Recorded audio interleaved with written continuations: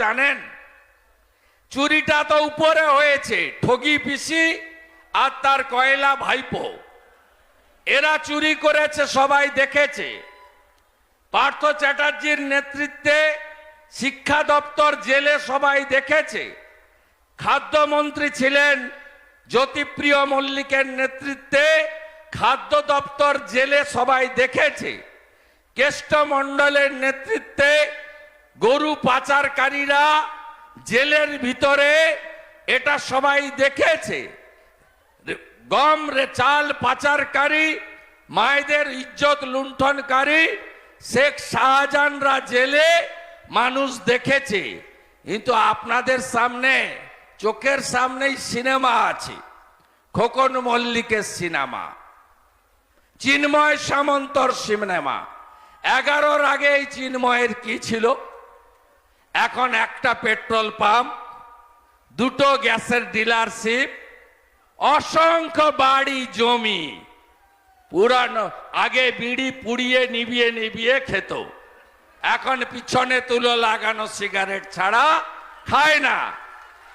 আগে গ্যাটিস লাগানো সাইকেলে যাতায়াত করত, এখন 4 চাকা 4টে গাড়ি।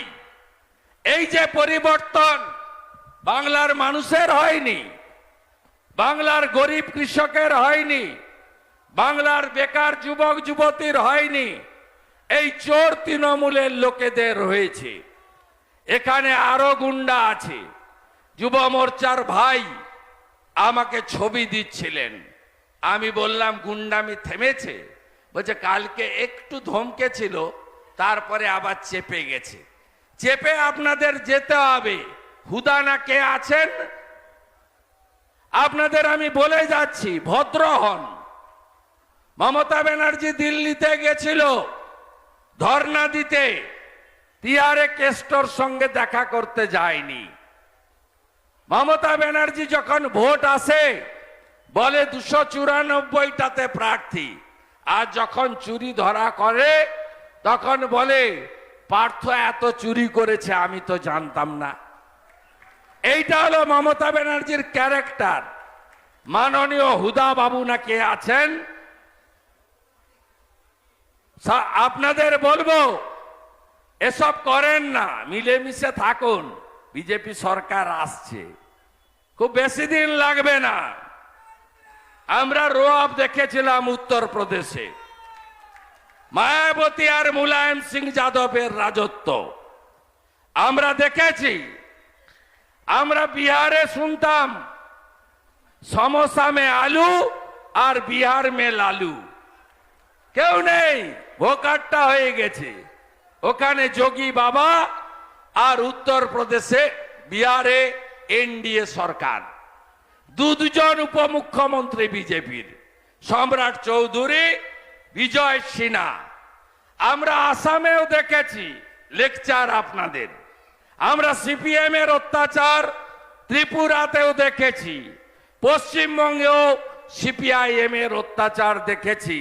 দেখেছি নন্দীগ্রাম, দেখেছি সিঙ্গুর, দেখেছি নেতাই গ্রাম, দেখেছি সুচপুর, দেখেছি মরিচঝাপি।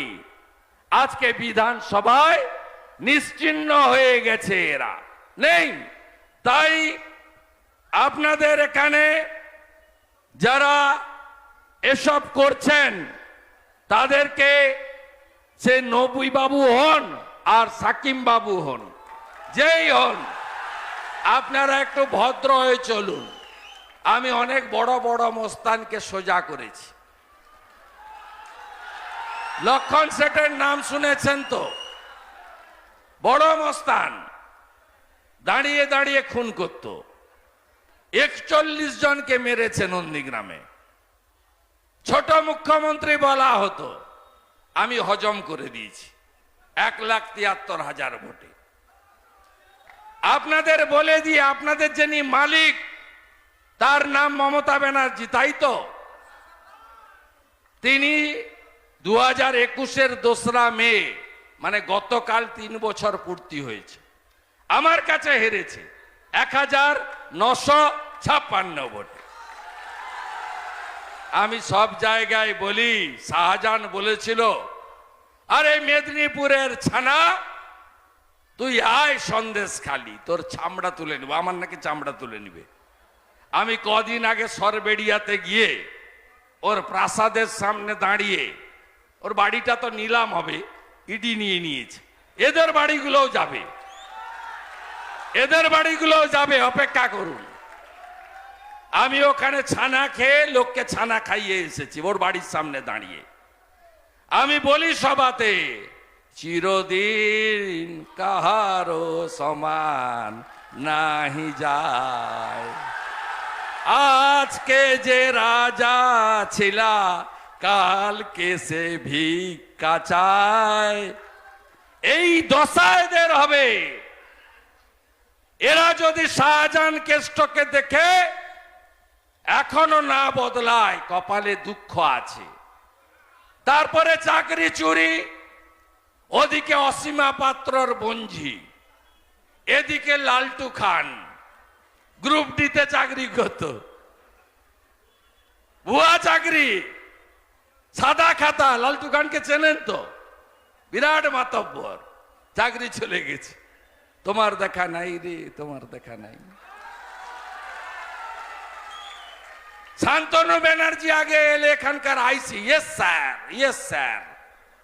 আর খোকন মল্লিক জেলা পরিষদের ঠিকাদার অ্যাসোসিয়েশন, এদের রাজত্ব ছিল এই এলাকা। শান্তনু জেলে, কুন্তল জেলে, বাকিরাও যাবে জেলে। এই চোর তৃণমূলকে তাড়াবেন তো? আপনি বিরোধী দলনেতাকে বিশ্বাস করেন তো? এমন সংখ্যা দিব পাবো আমরা এবারে, ও 26-26 গল্প নেই, কয়েক মাসের মধ্যে ভোট করিয়ে দেব, কয়েক মাসের মধ্যে ভোট করাবো। দেখছেন না মুখ্যমন্ত্রী মানসিক অবস্থা? কালীপুরের মাঠে এসে বলে রাজা রামমোহন রায় সতীদাহ প্রথা চালু করেছিলেন। হ্যাঁ কিনা বলে যায়নি? কদিন আগে ফেব্রুয়ারি মাসে বলে যায়নি?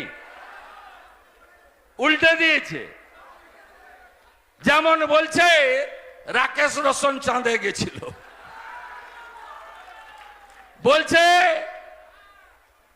রবীন্দ্রনাথ ঠাকুর 47-এ গান্ধীজিকে ফলের রস খাইয়েছে। রবীন্দ্রনাথ তো 41-এ মারা গেছে। বুঝতে পারছেন তো? মোদিজির আতঙ্কে ভুগছে, কারণ মোদিজি পরিবারবাদ, দুর্নীতি, তোষণের রাজনীতি খতম করে দিয়েছেন পশ্চিমবাংলায়।